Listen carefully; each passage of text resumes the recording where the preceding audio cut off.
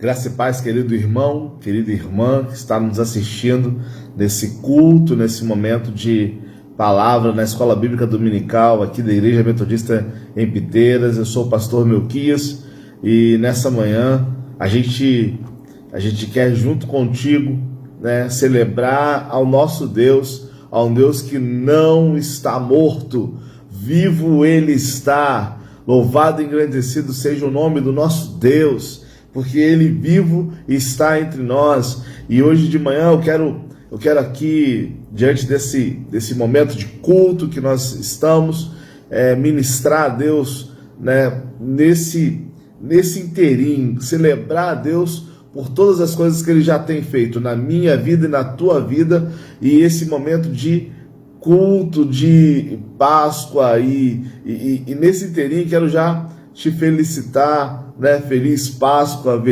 feliz passagem. Eu espero que você e a tua família estejam bem, mesmo diante desse momento de coronavírus aí, de quarentena. E quero pedir a Deus e continuar pedindo a Deus que Ele guarde a tua casa, a tua família, em nome de Jesus. Amém, queridos?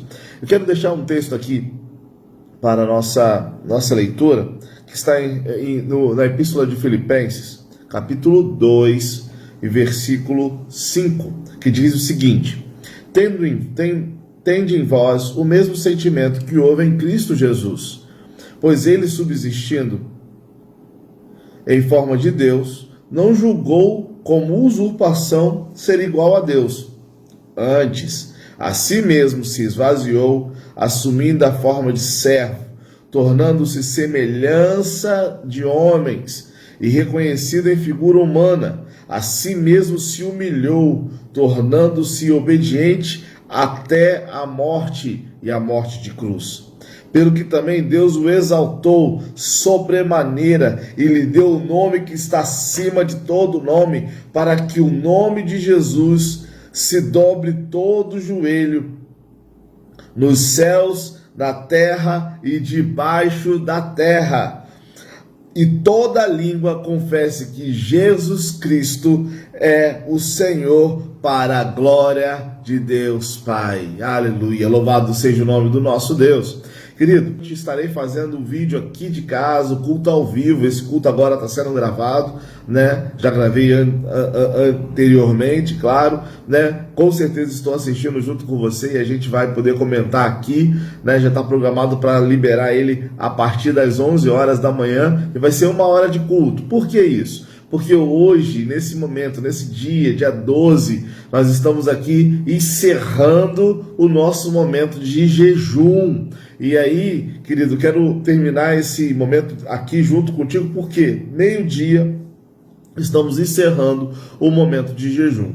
E eu e você, eu quero entregar esse jejum junto contigo. Então, chama os teus irmãos, quem estiver junto contigo, para ter esse momento aqui de entrega, querido? Então, olha só, vamos lá.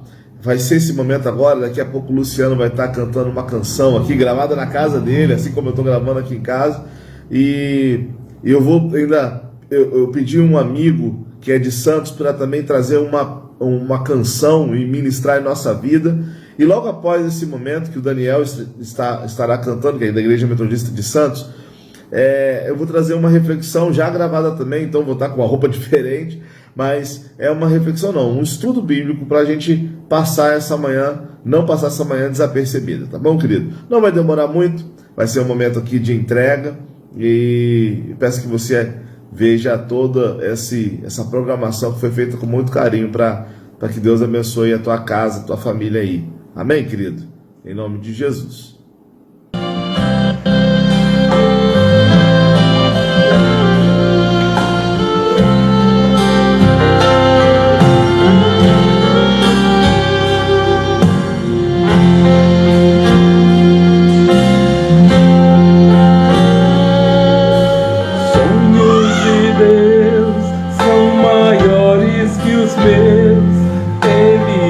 Fazer o melhor por mim. Ele vai além do que eu posso ver. Ele faz o que eu não posso fazer. Deus vai cumprir os seus planos em mim. Ele vai fazer o que lhe apraz. Sou pequeno e falho, mas Ele é Deus. Ele só faz o melhor pelos seus. Deus vai cumprir os seus planos em mim. Ele vai fazer o que lhe apraz. Sou pequeno e falho, mas Ele é Deus. Ele só faz o melhor pelos seus.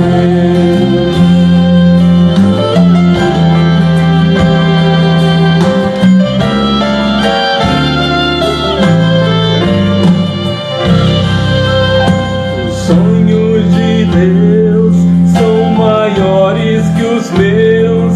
Ele vai fazer o melhor por mim. Ele vai além do que eu posso ver. Ele faz o que eu não posso fazer. Deus vai cumprir os seus planos em mim. Ele vai fazer o que lhe apraz. Sou pequeno e falho, mas Ele é Deus. Ele só faz o melhor pelos seus. Vai cumprir os seus planos em mim. Ele vai fazer o que lhe apraz. Sou pequeno e falho, mas Ele é Deus. Ele só faz o melhor pelos seus. Acredito, sim. Acredito, sim. Acredito, sim, que Deus vai fazer o impossível em meu viver. Acredito, sim. Acredito, sim. Acredito, sim, que Deus vai fazer o impossível em meu viver. O impossível Deus vai fazer. Acredito, sim. Acredito, sim. Acredito, sim, que Deus vai fazer o impossível em meu viver. Acredito, sim. Acredito, sim. Acredito,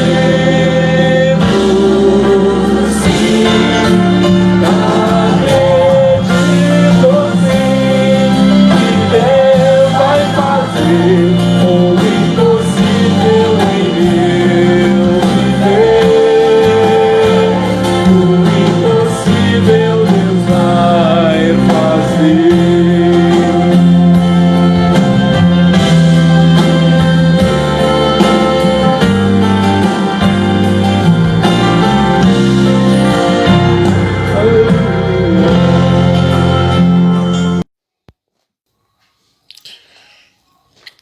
A paz do Senhor, irmãos. Em Daniel 9:18 diz: Inclina, ó Deus meus, os teus ouvidos e ouve, abre os teus olhos e olha para a nossa desolação e para a nossa cidade, que é chamada pelo teu nome. porque alcançamos a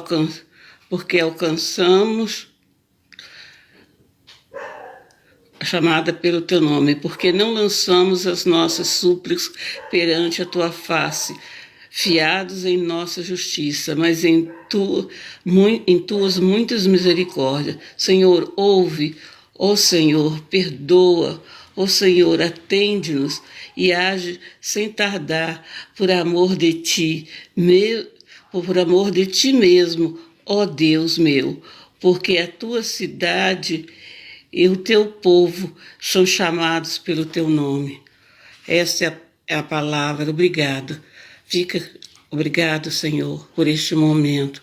Eu agradeço em nome de Jesus. Graças te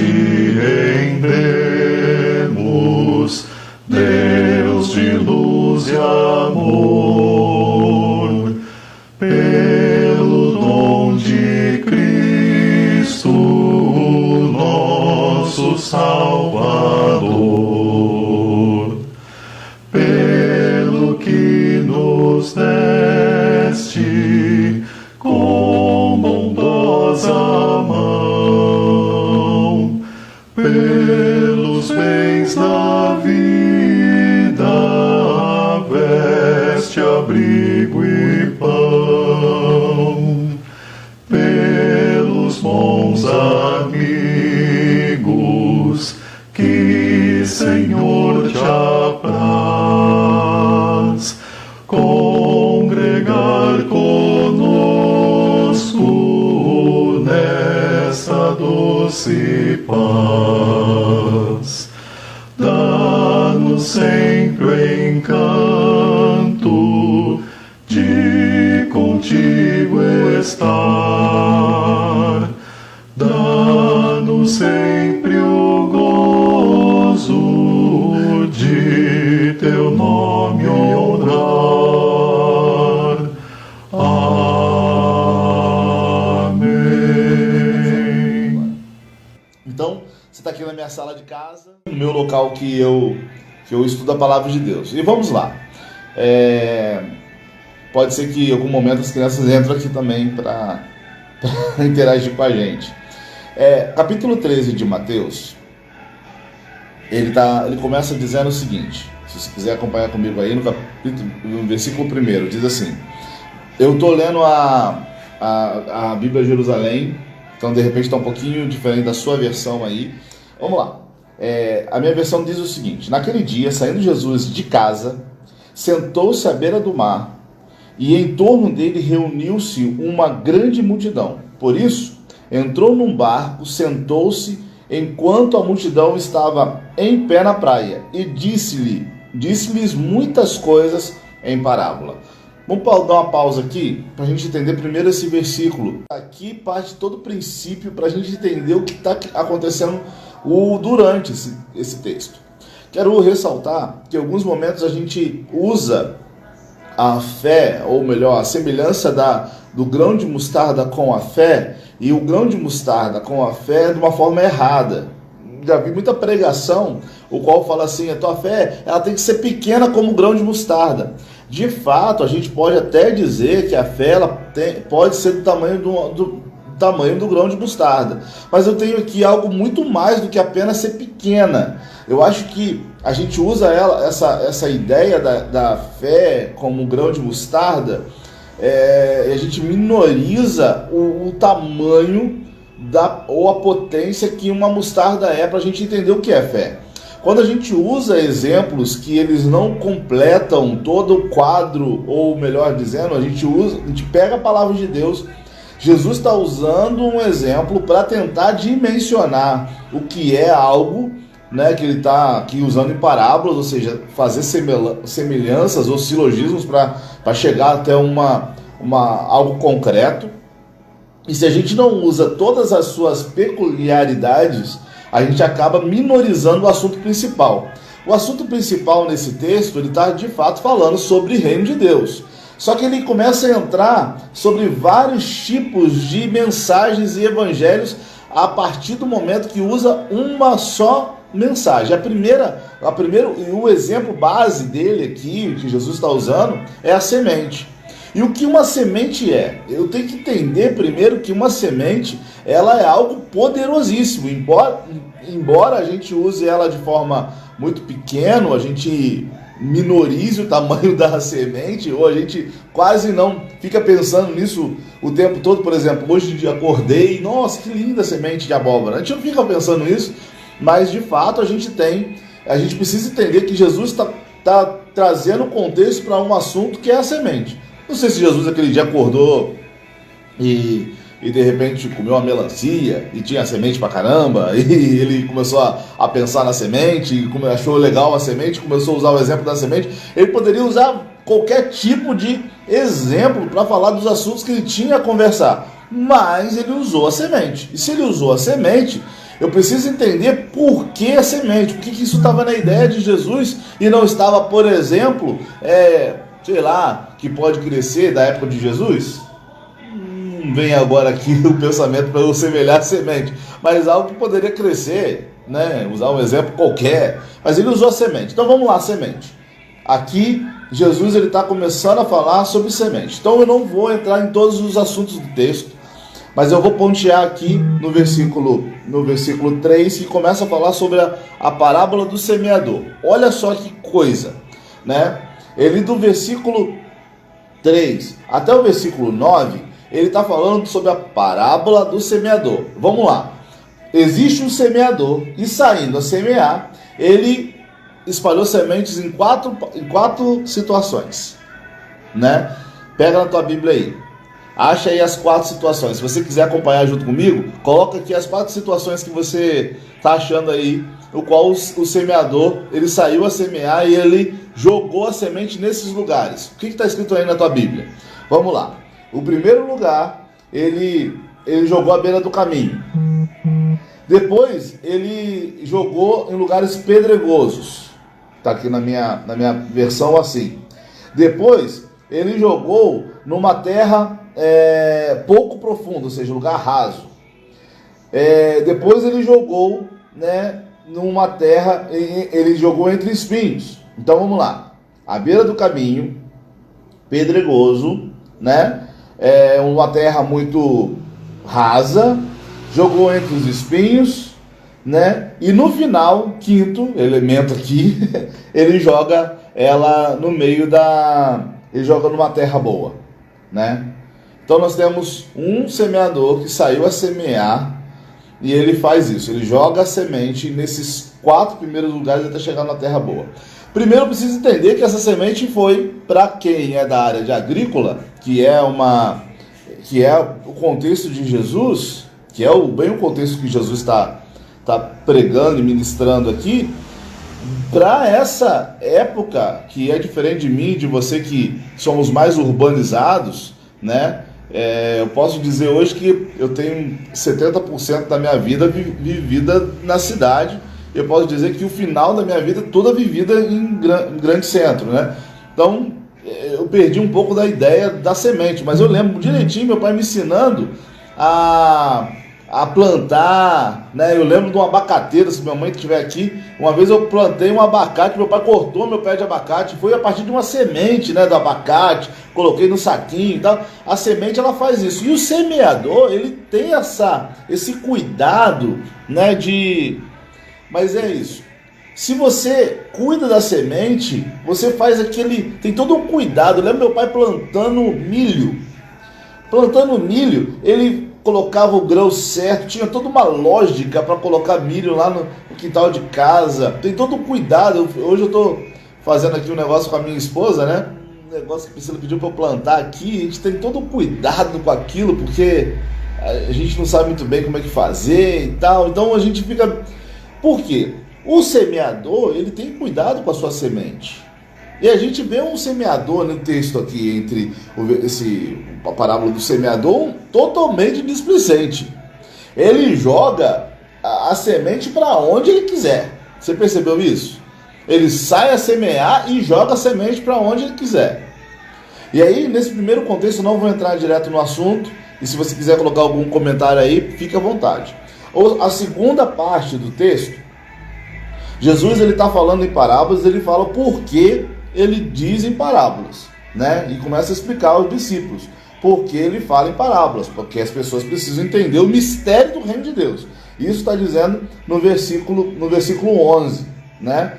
Porque a vós foi dado conhecer os mistérios do reino de Deus, mas eles não entendiam isso. Então, tá difícil de entender. Quero abrir, eu falei que não ia falar de outros versículos, mas quero aqui lembrar de Nicodemos. Lembra que Nicodemos encontra com Jesus no capítulo, agora não lembro, de João, né? E vai à noite para perguntar, e Jesus ainda faz ironiza um pouco a situação e fala assim: você sendo o mestre e não sabe das coisas como nascer de novo, como assim você não sabe, né? Então é mais ou menos isso. Aos discípulos ele diz algo mais concreto, mas as pessoas não teriam como falar diretamente. Então ele diz o porquê que está fazendo isso. E parábola, ele tem um sentido de trazer atenção para aquilo que é meio estranho. Igual, eu acho legal, um exemplo que meus professores lá na faculdade falavam para explicar uma parábola, seria a parábola te chama atenção, e ela poderia ser dessa seguinte maneira, né? Palavras dos meus professores, né? A parábola do bom cristão. Um deputado se converte, abre mão de todo o seu subsídio para viver apenas com um salário e dá todo o seu subsídio aos pobres.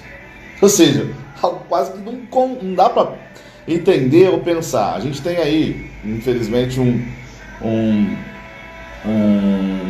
infelizmente um deputado nosso aí, um senador, não sei, que está fazendo uma baixaria, infelizmente, com o nosso país, e falando que o governo não poderia gastar de formas assim e tal, mas não abriu mão lá do dinheiro da sua campanha, né? Que o próprio governo vai dar para ele. Então, assim, é estranho, são gananciosos, na grande maioria são gananciosos. Existem deputados bons, mas a grande maioria é ganancioso. E falar que ele vai abrir mão do seu salário é difícil de entender. Então, a parábola não é uma historinha apenas.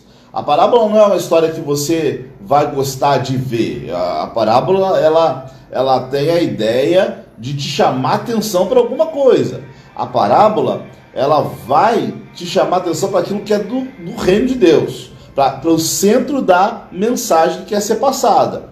Quando a gente estuda lá a parábola do bom samaritano, por exemplo, a pergunta que os fariseus fazem a Jesus é: quem é bom? E aí Jesus vai lá e faz uma parábola. E no final Jesus faz a pergunta para os seus discípulos, né, para os fariseus: quem é o bom da história? E eles se entristeceram, enraiveceram, ficaram com coisinha e foram embora. Por quê? Porque o bom era o samaritano, né? O bom daquela história do bom samaritano que a gente diz é o samaritano. E aí isso é muito ruim para ele. Então a parábola ela te instiga para uma realidade. Aqui Jesus está explicando isso para os discípulos, porque ele explicava em parábolas, porque de fato ela tem que chamar atenção para algo muito sério. Eu vou deixar para o finalzinho para dizer o que eu entendi sobre essa semente. E o legal é que tem uma redundância nisso aqui, porque no versículo 18 Jesus ele está falando sobre a parábola do semeador, e ele continua a explicar essa parábola, né? E falando dos lugares que podem cair, qual o tipo de coração e tudo mais. E eu não quero entrar muito nessa ideia, mas aqui já tem algo que Jesus já está explicando sobre a parábola, né, do primeiro ponto. No segundo ponto, fala sobre o joio. E aqui não tem semente, entre aspas. Entre aspas, aqui não falaria sobre semente. Aqui está falando sobre crescimento. Eu quero parar agora aqui, para tudo que de repente você está pensando aí, folheando a Bíblia, para eu trazer para você, como eu disse, é um estudo bíblico. Eu estou trazendo aqui minhas ferramentas que eu uso para estudar a palavra de Deus. Dentro do texto que nós estamos completando aqui, estamos estudando, que é o capítulo 13 de Mateus, nós temos uma expressão que a gente usa na exegese, ou melhor dizendo, na nossa didática de estudos teológicos. Existem algumas expressões que a gente pode usar para estudar um texto. E uma delas é o quiasma, que é uma forma literária. O quiasma dentro da forma literária, o mais importante não está no final ou no início. Eu vou dizer isso com um exemplo. Quando eu estava fazendo meu TCC, eu queria falar no início, eu queria falar muito sobre liturgia no início. Eu gosto muito do assunto liturgia. Tive um ótimo professor na área de liturgia e me chamou muita atenção quanto a isso. Um livro de alemão. Alemão, se você leu o livro do alemão primeiro, você acha chato. Por quê? Porque o mais importante para uma literatura alemã é o início. Para nós, aqui latinos-americanos, o mais importante está no final. Por exemplo, quando você vê um filme, o mais importante do filme acontece no final. A novela, embora eu não goste de novela, mas a gente vê o final é o mais importante. Quem matou Odette Roitman, né? Tipo assim, né? Fica aquela coisa no final, e aí fica aquele suspense, a gente espera pro final. Existe uma literatura bíblica, e a forma literária na Bíblia, uma delas é o quiasma. O quiasma é o mais importante, está no meio. O mais importante está no meio. Aqui existe um quiasma no capítulo 13. E se você entender direitinho, Jesus começa a falar e ele muda o assunto no meio. E depois ele volta o assunto naquilo que é importante de novo. E quando ele fala sobre o que é importante de novo, né, ele está dizendo exatamente no versículo 24, que é onde fala sobre crescimento. Guarda para o final, já dei um spoiler aqui sobre aquilo que eu vou falar. E ele continua dizendo, então guarda para o final o versículo 24. No versículo 31, Jesus está falando que propõe uma outra parábola. Olha só que ele fala de uma outra parábola, voltando a falar sobre grão, sobre semente. Então ele fala sobre o grão de mostarda. Olha só, propôs-lhe outra parábola. Aqui eu quero ler tudo para a gente ficar bem sucinto assim a nosso entendimento. Propôs outra palavra dizendo: o reino dos céus é semelhante ao grão de mostarda, que um homem tomou e semeou no campo. De novo temos o semeador. Lembra? No início a gente fala sobre semear, agora eu estou falando sobre semear novamente. E aí ele fala assim: embora seja menor de todas as sementes, ou seja, estou falando de semente, quando cresce é maior hortaliça de todas as árvores, a tal ponto que as aves do céu se abrigam aos seus ramos. E é legal a gente entender aqui que é o seguinte: proponham outra palavra dizendo: o reino dos céus é semelhante ao grão de mostarda, que um homem tomou e semeou no seu campo.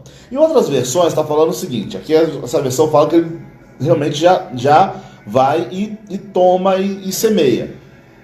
Na sua versão, na Almeida atualizada, ela fala o seguinte: se você tomar a atitude de ir, a coisa acontece. Olha só, é uma outra conotação do que você somente pegar uma semente. Existe uma participação conjunta aqui com a semente. Existe uma parte do semeador. Se ele semear, ela vai crescer. Se você não semear, nada acontece. E a vida é assim. A gente às vezes tenta fazer que as coisas aconteçam em nossas vidas, mas a gente não faz nada para que mude. E isso não vai acontecer, né? Falei isso esses dias com a minha esposa aqui. Falei assim: eu vou tomar algumas atitudes a partir de mim para que algumas outras coisas aconteçam. Isso é principal. Aqui no texto está de fato falando isso. Ele tomou para semear. Se ele não pegar para semear, nada vai acontecer. E está entendendo aqui? Mas ao mesmo tempo eu estou falando ainda de semeador e estou falando de semente. E aí depois ele começa a falar sobre o fermento. O fermento nada mais é do que o grão moído. De novo estou falando de semente. Ele fala que uma semente que cresce. Olha só, no 33 ele diz o seguinte: contou-lhe outra parábola. O reino dos céus é semelhante ao fermento que uma mulher tomou e pôs em 3 medidas de farinha, até que tudo ficasse fermentado. O que o fermento faz? Crescer. E aí ele continua falando. Aí depois acontece o que no texto? Né? As multidões só entendem parábola. Né? No caso, ele está explicando aqui. E ele vai falar sobre a parábola do joio e explicar por que o joio. Eu vou centralizar aqui e passar um pouquinho à frente. Eu não vou falar sobre o 36 porque ele reflete sobre o 24.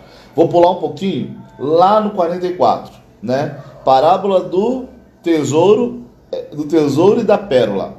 O reino dos céus é semelhante ao tesouro escondido no campo. Um homem que acha torna a esconder, e a sua alegria na sua alegria vai e vende tudo que possui e compra para aquele campo. O reino dos céus é ainda semelhante ao negociante que anda em busca das pérolas finas. Ao achar uma pérola de grande valor, vai, vende tudo o que possui e a compra. Eu estou saindo fora do centro, eu estou saindo longe do centro agora aqui, não sei se você está entendendo. O centro está no 24, eu estou indo para a periferia novamente, para aquilo que é importante. E de novo, Jesus ele faz, aqui na versão Jerusalém, fala a conclusão, e eu discordo, se eu posso fazer, que é a conclusão de alguma coisa. Na verdade, a conclusão está no 24, para meu ver, está no 24. No versículo 51 diz o seguinte, né? Entendes todas essas coisas? Responderam, sim. Então disse, por isso, todo escriba que se tornou discípulo do reino dos céus é semelhante ao proprietário que do seu tesouro tira coisas novas e velhas. E de fato, quando ele fala isso, aí traz toda a conotação do que é a semente. Olha só, por isso eu gosto de usar essa Bíblia, né? E eu falo que às vezes eu discordo de alguns teólogos que colocam texto. Quando eu falo colocam título no texto, porque o título é tendencioso. Quando eu falo de título é isso aqui, ó. Quando a gente vê essas coisas aqui, tipo assim, ó, tá vendo? Essas coisas que você coloca na Bíblia, isso não existia. E quando a gente usa a partir desse momento, a gente pode interpretar de forma errada aquilo que de fato está no início ou no primórdio ou nos textos originais. No início eu falei que o texto está dizendo exatamente sobre semente. Jesus poderia estar falando sobre qualquer outro tipo de assunto, mas ele começa a falar sobre assuntos referentes à semente. E da semente, do exemplo da semente, ele começa a dizer várias coisas, vários exemplos, a partir da semente. Sabe quando a gente senta na nossa casa e começa a bater papo, não sabe de onde começou, mas se a gente fosse gravar os assuntos, eles são linkados por algo que foi importante, que está lá no início. E quando a gente mal percebe, a gente volta no início. A gente já estava conversando sobre aquilo lá no início. De fato, o texto está dizendo exatamente isso. Ele começa a falar da semente e termina a falar da semente. Mas existe algo crucial na semente que eu quero terminar agora falando para você. No versículo 24, Jesus propõe o crescimento, né, do reino dos céus. Ele fala o seguinte, propôs-lhe outra parábola. E eu acho estranho, né, porque o escritor, e a diferença de literatura é bem essa, porque por várias vezes ele propõe outra parábola, várias parábolas, ele está falando outra parábola. E essa aqui ele fala o seguinte, propôs-lhe outra parábola. O reino dos céus é semelhante ao homem que semeou boa semente no campo. Lembra? Existe semente, homem, né, o semeador aqui, né, e o campo. E o campo está preparado para essa semente agora aqui. No início, a gente está dizendo que existe vários tipos de terreno e o semeador joga a semente para tudo quanto é lado. Aqui não. Aqui ele joga no lugar certo, no campo, para semear. Enquanto todos dormiam, veio o inimigo e semeou joio no meio do trigo. E foi-se embora. Quando o trigo cresceu, começou a granar, ou seja, criar grama, apareceu também o joio. Os servos, o servo do proprietário, foram procurar e disseram: Senhor, não semeaste boa semente no campo? Então está cheio de joio. E aí, algumas situações que a gente precisa agora entender que Jesus está falando para os seus discípulos e precisa ser refletido na nossa vida. Ao que este respondeu: o inimigo é que fez isso. Os servos perguntaram-lhe: queres então que vamos arrancá-lo? E ele respondeu: não, para que não acontecer que ao arrancar o joio, com ele arranque também o trigo. Deixe crescer junto até a colheita. No tempo da colheita, direi aos ceifeiros: arrancai primeiro o joio e atai em feixes para ser queimado, quando ao trigo recolhei ao meu celeiro. Então vamos lá. Olha só, aqui começa a ter uma palavra muito forte para a igreja, ou melhor, para o reino de Deus. Depois da gente falar que existe o crescimento a partir da semente, ou seja, algo pequeno, ele traz a referência do grão de mostarda, que é das menores da semente. E eu falo que é errado a gente falar às vezes sobre semente pequena ou assemelhar a nossa fé a um grão de mostarda e achar que a nossa fé tem que ser pequena, porque de fato o grão de mostarda ele é pequeno, mas ele alastra. A nossa fé tem que ser assim. Então, cuidado quando você achar ou usar de desculpa da tua fé, falando que a tua fé ela é pequena, assemelhando ao grão de mostarda. Se ela for igual ao grão de mostarda, ela pode começar sendo pequena, mas ela se alastra, querido. A árvore de mostarda que Jesus está falando aqui, ela é semelhante àquela... Eu não sei se você lembra, se você aconteceu isso contigo, né? Do seu pai, sua mãe, varreu o terreiro de casa, né? Junta uns matos que nascem lá no quintal, aí junta tudo assim para varrer o quintal. É aquela erva daninha. A ideia é de erva daninha. Ela cresce de qualquer jeito, né? A ideia é essa, né? E aqui, quando Jesus ele começa a falar no mais, para mim, o central desse texto, que é o 24, a gente precisa entender que o reino de Deus ele tem isso. A gente cresce com a nossa família do nosso lado. A igreja tem pessoas ruins. A gente espera às vezes que a igreja vai ser um lugar de somente pessoas boas. E a igreja não é um lugar somente de pessoas boas. Alguns momentos a igreja vai ser um lugar só de gente ruim. É só você olhar para você mesmo e entender o que você é, o que você era. Se fosse lugar só de gente boa, eu sou o primeiro que não caberia dentro da igreja. A diferença é que nós estamos ali prontos para arrepender dos nossos pecados e ser transformados pelo poder de Deus. Coisas que não são mais palpáveis a mim e a você, né? Quando eu penso igreja, eu não penso lugar onde a igreja, a pessoa entra lá e de forma extraordinária ela vai ser transformada do dia para a noite. Ao contrário, quando Jesus começa a falar do joio e do trigo, no início o joio e o trigo são muito parecidos.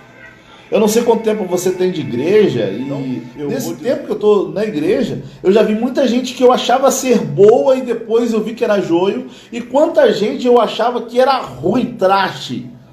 Eu não dava um torresmo para aquela pessoa, e hoje aquela pessoa é uma bênção na casa do Senhor, pessoas que fazem crescer o reino de Deus. A gente precisa entender que esse centro que Jesus está falando aqui é de fato o cuidado que nós temos que ter com o reino, e nós não podemos julgar a igreja por nós mesmos. Se Jesus aqui, na sua parábola, desse poder aos ceifeiros tirar o joio no início, de repente eles poderiam arrancar também o trigo. Quantas pessoas a gente critica na igreja e são pessoas que lá na frente, moldadas pelo poder de Deus, vão ser transformadas e vão ser pessoas que vão agregar ao reino dos céus. Por que não dizer que você também pode ser essa pessoa? Essa pessoa que, ao olhar hoje, você fazer o pré-julgamento, é um joio. Eu, em alguns momentos da minha, até na faculdade mesmo, às vezes eu olhava assim, gente, quando eu comecei a deixar a palavra de Deus entrar no meu coração, eu falei, gente, eu não vou ter jeito não, eu sou muito ruim. Quando eu olho para mim como pastor, eu falo assim, gente, Deus é dos mais inexplicáveis, o maior quando penso em mim como pastor hoje. Porque Ele usa as coisas que não eram para ser. Então, queridos, se a gente usar esse fator de julgamento a início de pessoas, de coisas, de transformação, de repente a gente pode estar cometendo um erro, porque está no início. A gente precisa entender e deixar crescer.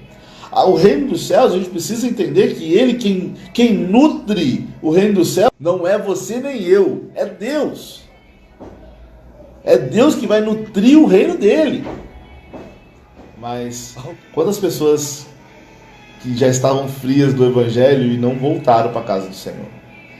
Quantas pessoas você conhece que de fato não estavam nem aí para o Evangelho e já procuraram a casa do Senhor? Eu vou dizer para você, e falo por mim, quantas pessoas que antes da igreja porta aberta estavam procurando a casa de Deus, não estavam procurando a casa de Deus, e agora com a porta fechada está desesperado por causa do tempo e está procurando o pastor. De repente, eu vou dizer por mim, quantas pessoas eu julgava que estavam perdidas já e na verdade agora se mostraram trigo, e quantas pessoas que eu achava que era trigo, que nesse momento eu vou ver os posts no Facebook, o status no WhatsApp, e eu fico assustado. E olha que a pessoa só está dentro de casa. Mas eu julgava ser trigo. Então, a parábola que Jesus propõe aqui é sobre o reino de Deus e está dizendo exatamente sobre isso. O inimigo foi lá e plantou. E aí eu quero só reforçar para terminar, que foi o inimigo que plantou o joio. Tem muita gente se portando como joio, mas de fato foi o inimigo que plantou essa sementinha do mal no teu coração. E eu, para terminar, eu quero terminar aqui a mensagem, porque não vai dar para esboçar tudo, e eu de fato falei que seria rapidinho, né? Jesus, ele tem uma boa semente para trazer para o nosso coração. Eu não quero falar que você é joio, que você é trigo. O importante é que o seu coração venha a ser um coração fértil para o reino dos céus, o qual o semeador, Jesus, plante nele o Evangelho, que é a boa semente. E a partir do teu coração, ele venha multiplicar e fazer valer o versículo 31, que é: se nasceu numa boa semente, ela vai ser igual uma erva daninha. O Evangelho para a tua vida tem que ser igual erva daninha.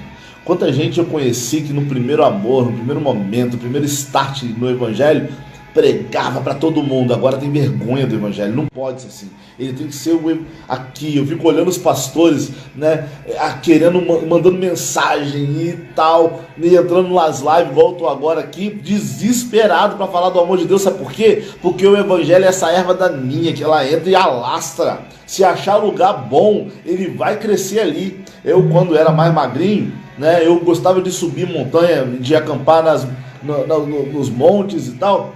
E impressionante quando a gente vê pedra, algumas vegetações que entram na pedra, não basta ter um pouquinho de lodo que ela já cresce ali. Sabe o que é isso? Achou pastagem. Querido, o nosso coração tem que ser assim. O Evangelho tem que entrar no nosso coração, achar pastagem e alastrar na nossa casa, no nosso emprego, no nosso trabalho, no nosso vizinho. Tem que se alastrar no padeiro que faz o teu pão. Ele tem que se alastrar, querido. O Evangelho tem essa conotação, ele precisa ser desse jeito. Você tem algo aqui que está explícito para mim, né?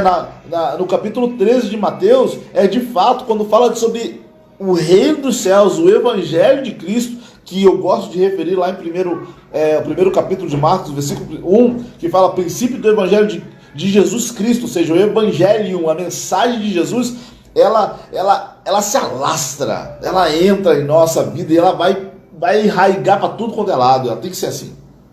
Essa é a ideia do Evangelho de Cristo. Sem preconceitos, sem julgamentos, é fazer crescer o reino dos céus. É fazer crescer o reino de Deus. Amém, querido? Deus abençoe a sua vida, abençoe a tua casa. Eu vou encerrar por aqui. Antes disso, quero orar por você e abençoar esse restinho de noite. Que Deus, Senhor, faça o Evangelho crescer na casa do meu irmão, da minha irmã. E aqueles que vão agora ou posteriormente assistir esse vídeo. Que a tua graça venha ser abundante sobre a vida de cada um deles. E que a tua semente, se ela não germinou, que ela venha ser plantada em terreno fértil do nosso coração. Tira, Senhor, os espinhos, tira, Senhor, as pedras. E, Senhor, não nos deixe ficar na raiz ou no raso do teu Evangelho. Que ela venha ser plantada bem fundo e venha crescer fortemente, frondosa no nosso coração. Em nome de Jesus. Amém.